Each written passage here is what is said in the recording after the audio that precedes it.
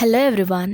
ఈ వీడియో నాకు ఎంతో స్పెషల్. బికాజ్ ఇది నా ఫేవరెట్ రెసిపీయే కాదు, మన 2 రాష్ట్రాలు ఆంధ్ర అండ్ తెలంగాణ మన ఫేమస్ అండ్ ఫేవరెట్ కారమన్నం రెసిపీ అయితే చూపెట్టబోతున్నాను. చేసుకొని వాళ్ళు, నచ్చని వాళ్ళు అంటూ ఎవరూ ఉండరు. ఇంకా ప్రాసెస్ మీకు తెలియకపోతే ఈ వీడియోని ఎండ్ వరకు చూసేయండి. సో వితౌట్ లేట్ ప్రాసెస్ అయితే చెప్పేద్దాం.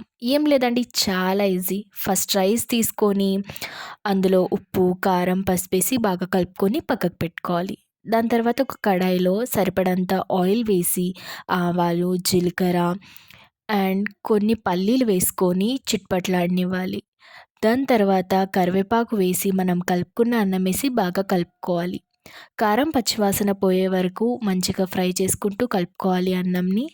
దాని తర్వాత కొంచెం వేడెక్కిన తర్వాత ప్లేట్లో తీసుకొని సర్వ్ చేసి ఎంజాయ్ చేసుకోవడమే. ఇంట్లో ఏం వెజిటబుల్స్ లేనప్పుడు, నోరంతా చప్పబడినప్పుడు ఈ రైస్ ఒక్కసారి ట్రై చేయండి. మన కారం అన్నం రెసిపీ తప్పకుండా నచ్చుతుంది. బాయ్.